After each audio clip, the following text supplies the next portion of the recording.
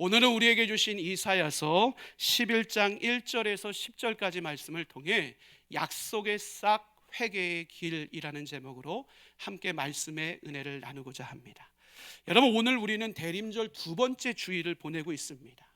대림절의 기간은 항상 아주 혹독한 추위와 함께 보내게 됩니다. 여러분, 바람이 매우 찹니다. 그리고 우리의 창틀을 건너서 보면 우리 주변에 있는 나무들이 잎사귀가 다 떨어지는 것을 보게 됩니다. 땅이 점점 꽝꽝 얼어가면서요, 모든 생명이 죽어가는 듯한, 살아 움직이지 않는 듯한 모습을 우리에게 보이고 있습니다. 여러분, 그런데요, 오늘 우리 가운데 보여지고 있는 이 겨울의 침묵의 시간 속에서도요, 여전히 하나님은 성실함으로 일하고 계신 분이시라는 사실을 우리는 분명히 기억할 수 있어야 됩니다. 아무것도 보이지 않는 이 상황 속에서 땅 속에서는 봄을 준비하고 있는 생명의 움직임들이 끊임없이 이루어지고 있다는 사실을 우리는 분명히 기억해야 됩니다. 여러분, 제가 이 사실을 더욱 분명히 깨닫게 되었던 한 사건이 있는데요, 한 겨울 언덕을 걷는데요, 눈과 그리고 얼음의 사이를 뚫고 한 새싹이 올라온 장면을 제가 목도했습니다. 사진 보실까요? 이런 장면이에요. 꽤 연약한 줄기인 것 같은데 그 줄기가 꽝꽝 얼어있는 땅을 뚫고 올라와서요, 차디찬 바람을 이겨내면서요, 그 고개를 꼿꼿하게 들고 있습니다. 제가 이 새싹을 보는데요, 새싹이 마치 저에게 이런 이야기를 하는 것 같았어요. 겨울은 끝이 아닙니다. 절망 역시도 끝이 아닙니다. 절망 속에서도 희망은 여전히 자라고 있습니다. 여러분, 마치 오늘 이사야 선지자가 이와 같은 희망의 메시지를 우리에게 전합니다. 절망의 한복판에 있었던 이스라엘 백성들, 그들에게 하나님이 주시는 희망의 메시지가 무엇인가를 오늘 이사야 선지자는 본문을 통해서 분명하게 전하고 있습니다. 그 내용을 우리가 1절에서 함께 살펴볼 수 있는데, 우리 1절 내용을 함께 읽도록 하겠습니다. 이새의 줄기에서 한 싹이 나며 그 뿌리에서 한 가지가 나서 결실할 것이요. 아멘. 여러분, 이 말씀 속에서 우리가 주목해 봐야 될 단어가 있는데 그 단어는 바로 줄기라는 단어입니다. 여러분, 이 줄기라는 단어는 히브리어로 게자라는 단어를 쓰고 있어요. 근데 이 게자라는 단어의 본래 의미는요, 줄기에 가깝기보다는요, 밑둥에 가깝습니다. 도끼로 나무를 쳐서 베잖아요. 그리고 남는 것이 밑동 아닙니까? 여러분, 이 밑동 가운데 우리는 줄기를 기대할 수 있습니까? 열매를 기대할 수 있습니까? 소망을 기대할 수 있습니까? 대부분 모든 사람들이 이 나무는 끝났다라고 평가합니다. 회복을 기대할 수 없는 상태, 그것을 가리키는 단어가 바로 게자라는 히브리어 단어입니다. 오늘 이사야 선지자가 이 게자라는 단어를 꺼내들 수밖에 없었던 분명한 이유가 있습니다. 그 시대의 이스라엘의 모습이 꼭 그랬기 때문에 그렇습니다. 영원할 것만 같았던 다윗 왕조가 무너졌습니다. 나라가 속절없이 멸망당했습니다.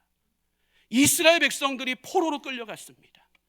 그들이 그토록 소중하게 여겼던 예루살렘 성벽과 성전이 속절없이 무너졌습니다.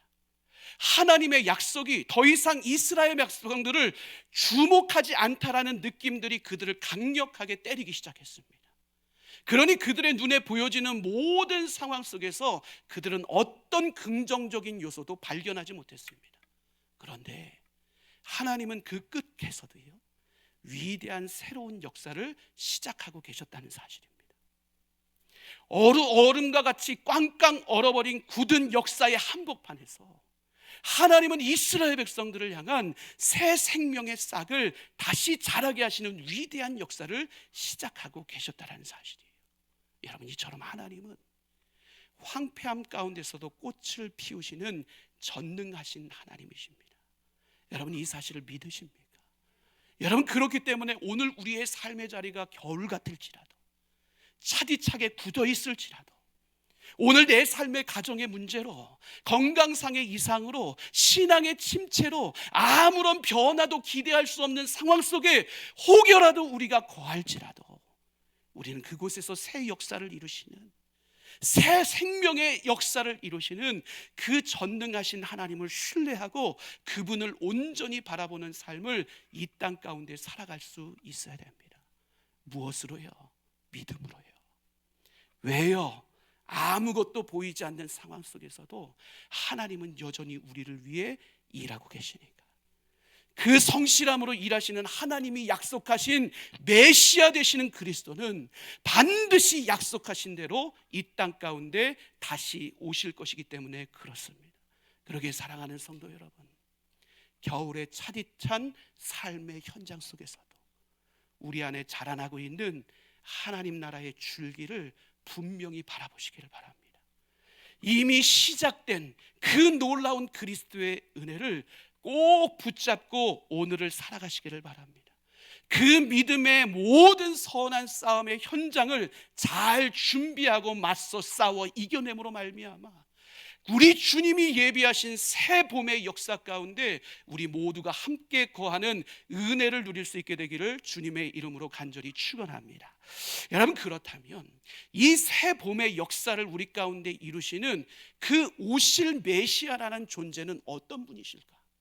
오늘 이사야 선지자는 우리에게 본문 말씀을 통해서 그 예수를 분명하게 소개하고 있는 것을 보게 됩니다. 메시아는 어떤 분입니까? 단순히 이스라엘을 통치하고 회복할 단순한 어떤 제한적인 통치자가 그분이 아니라고 이야기를 합니다. 무너진 종교적 질서를 개혁할 사상가가 그분이 아니라고 이야기를 합니다. 그분은 하나님이 이 땅 가운데 보내신 구원자시요, 그분 안에는 하나님의 영이 충만하게 역사하고 있는 분이 바로 메시아라는 사실에 대해서 이사야 선지자는 분명히 선언하고 있습니다. 그러니 그분 안에는 무엇이 끊이지 않습니까? 지혜와 총명의 영, 모략과 재능의 영, 그리고 지식과 여호와를 경외하는 영이 끊임없이 충만하게 공급되어지는 분이 바로 메시아이심에 대해서 이사야 선지자는 선언합니다. 무엇을 의미하는 거예요? 메시아는 단지 지혜로운 분이 아니라는 거예요. 이 세상에 존재하는 그 어떤 사람과 그 누구보다도 하나님의 뜻을 가장 잘 알고 계신 분이시고, 그 하나님의 뜻대로 온 천하 만민을 통치하시는 능력과 성품을 겸비하신 만왕의 왕, 그분이 바로 예수 그리스도 오실 메시아라는 사실에 대해서 이사야 선지자는 우리에게 분명하게 선언하고 있습니다. 이 메시아가 오심이 참으로 감격스러운 이유가 무엇입니까? 그분은 위대한 왕이신데 그분은 우리의 삶의 겉모습과 배경으로 우리의 삶을 평가하고 판단하는 분이 아니시라는 사실이에요.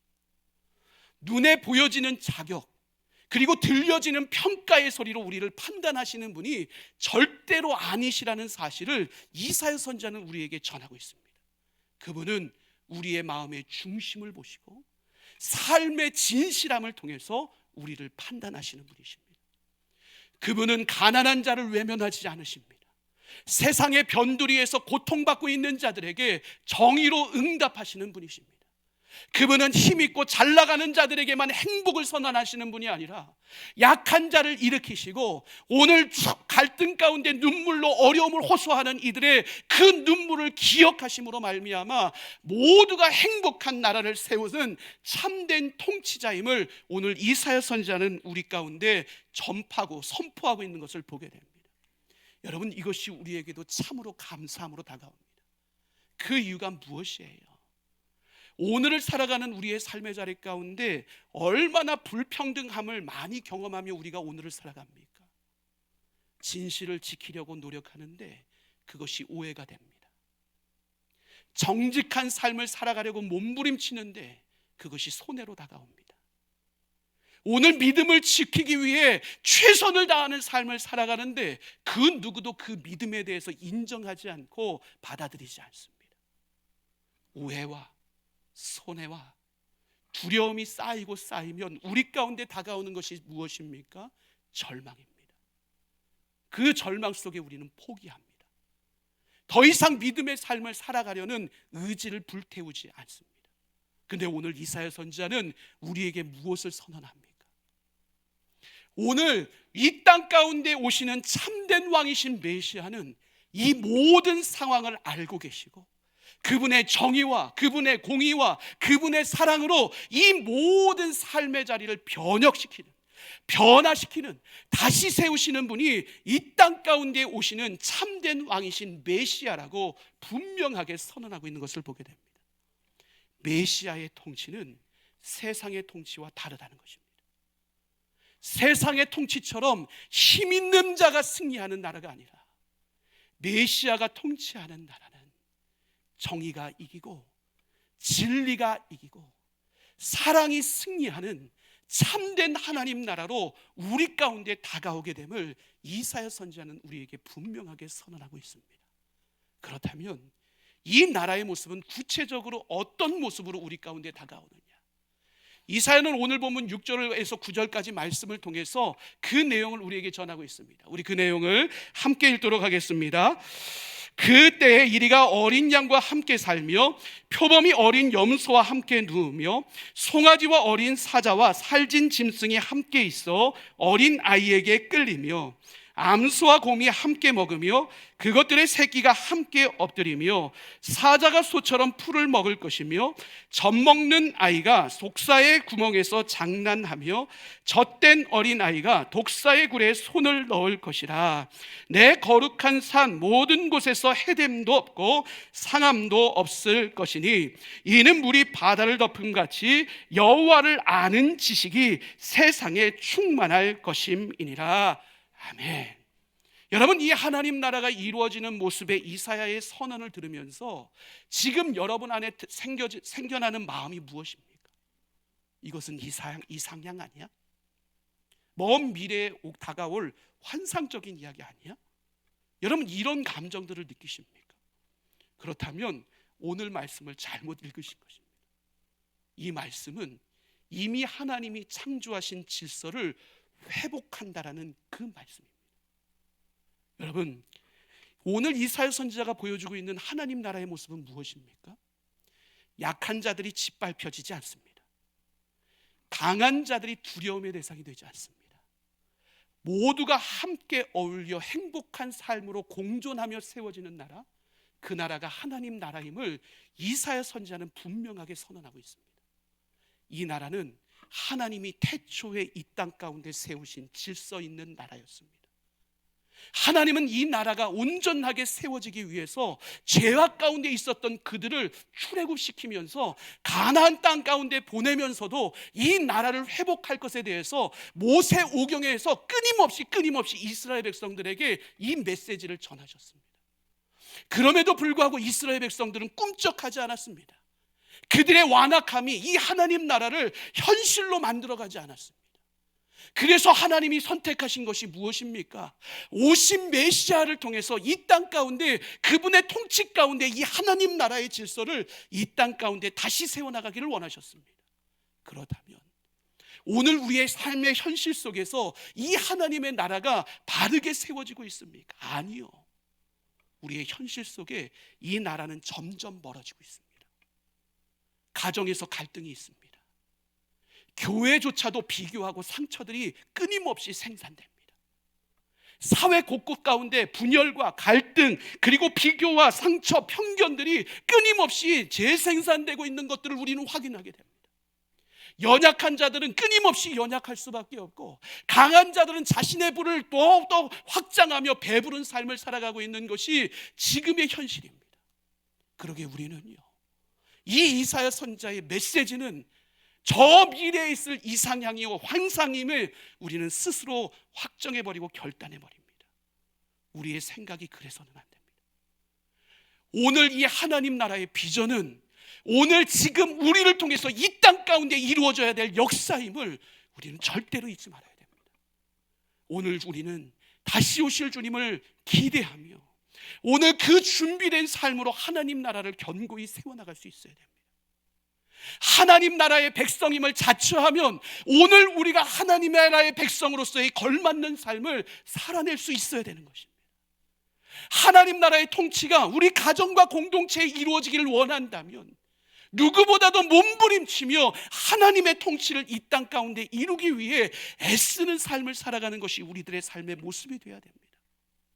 진리와 정의와 공의와 사랑의 삶을 살아가는 하나님 나라의 백성이 될 때, 여러분, 오늘 이와 같은 하나님 나라의 질서는 먼 이상이 아니라 오늘 우리의 삶에 실제로 다가오는 능력이 될 수 있음을 우리는 분명히 기억해야 됩니다. 여러분, 우리가 이것을 지난 하나님 나라에 관련된 시리즈의 설교를 통해서 우리가 분명히 확인하지 않았습니까? 그런데요, 이와 같은 하나님 나라가 우리 안에 견고히 세워지기 위해서는요, 선행되어야 될 것이 있습니다. 그것이 무엇이에요? 회개입니다. 마음의 준비함입니다. 여러분, 마태복음 3장을 시작하면서 하나님은요, 예수님의 공생에 대한 이야기를 꺼내들기 전에 광야에서 외치는 자의 소리인 이 세례 요한의 음성을 들려주시면서 마태복음 3장을 시작하는 것을 보게 됩니다. 그 내용이 무엇이에요?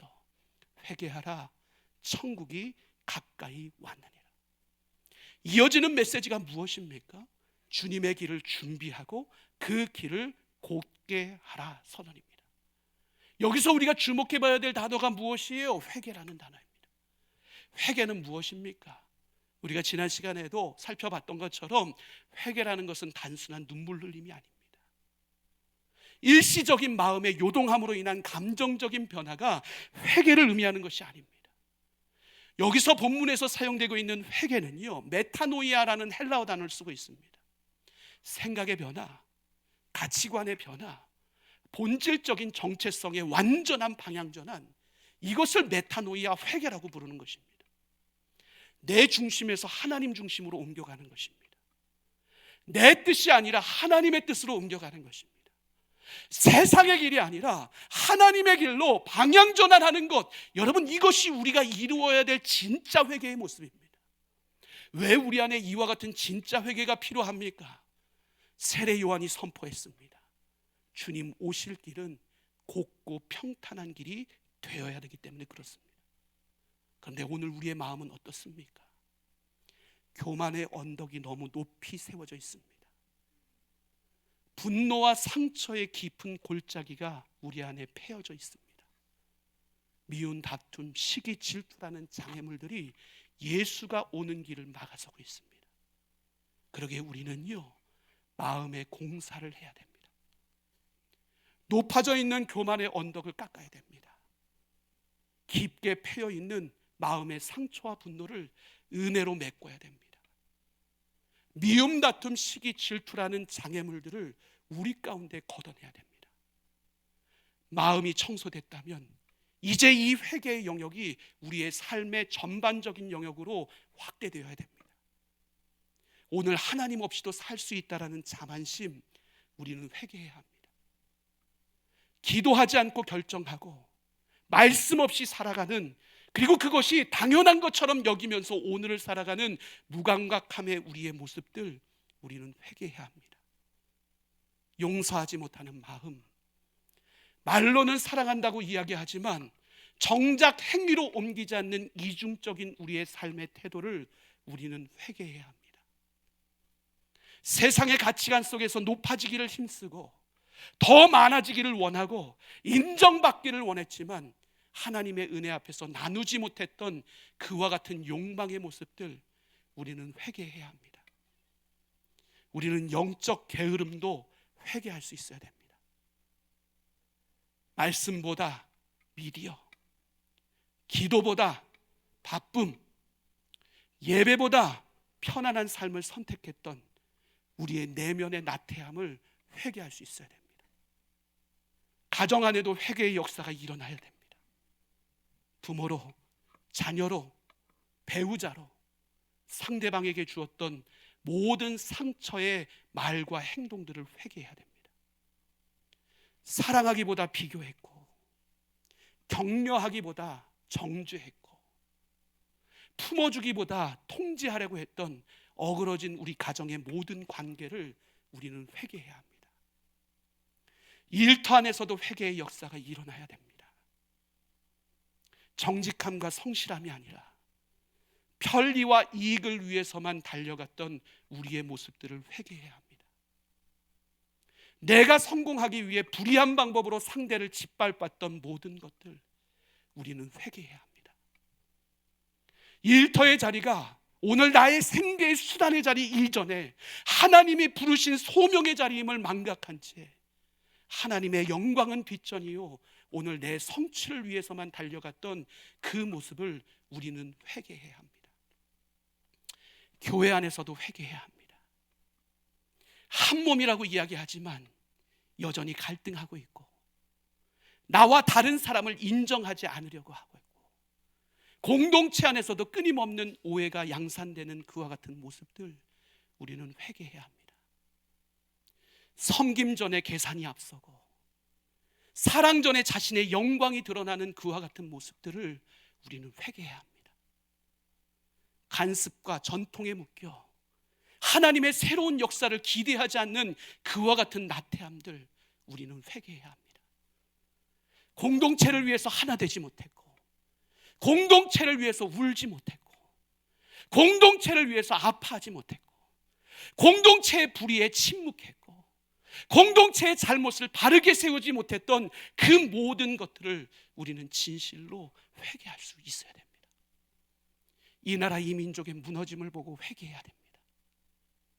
정치, 경제, 사회, 문화 모든 영역 속에 흩어져 있는 그리스도인들이 빛과 소금의 역할 제대로 감당하지 못해 이 땅의 질서가 무너지고 있는 것들을 바라보며 우리는 회개해야 합니다. 이와 같이 회개는 우리의 마음 안에만 머무는 것이 아니라 그 마음의 회개가 우리의 가정으로, 일터로, 공동체로, 그리고 모든 나라 가운데 흘러갈 때 우리는 진정 하나님의 백성으로서의 삶을 살아가고 있다라고 온전함으로 고백할 수 있게 되는 것입니다. 물론 회개의 자리는 불편합니다. 회개의 자리는 아픔으로 다가옵니다. 내 깊은 내면의 자아를 직접 마주대야 되는 자리입니다. 누구에게도 고백하기 싫었던 내 내면의 상처와 연약함을 드러내야 됩니다. 그런데 여러분 분명히 기억하시길 바랍니다. 회개 없이는 부흥이 없습니다. 회개 없이는 회복이 시작되지 않습니다. 회개 없이는 소망의 역사는 결코 이루어지지 않습니다. 메시아는 준비된 마음에 오십니다. 준비된 마음에 오셔서 새 생명을 움트게 하십니다.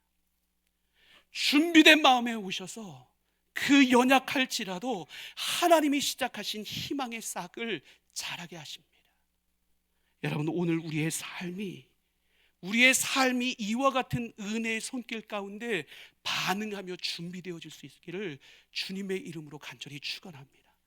참으로 감사한 사실은 이미 오신 메시아를 통해 우리 안에 희망의 싹이, 희망의 씨앗이 자리 잡았다는 사실입니다. 그렇다면 이제 우리가 해야 될 일이 무엇입니까?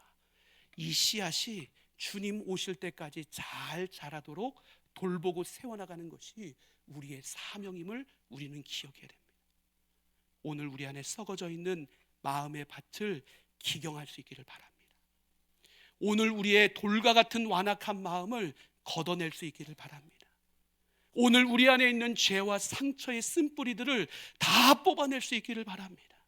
주님은 그 준비된 마음에 말씀의 단비를 내리시고 은혜의 햇살을 비춰주심으로 말미암아 그 뿌리가 자라게 하시고 그 가지가 열매 맺는 은혜의 역사를 우리 가운데 이루십니다. 이 열매 맺는 자리가 하나님의 약속이 우리의 삶의 실제가 되는 자리입니다. 하나님의 약속이 우리의 삶의 실제가 되기 위해 우리에게 필요한 대림절은 기다리는 시간이 아니라 적극적으로 움직이며 행동하는 시간이 되어야 됩니다.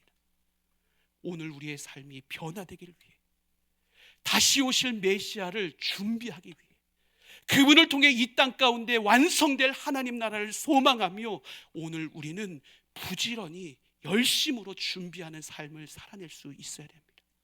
사랑하는 성도 여러분, 주님 오실 길을 활짝 열어내십시다.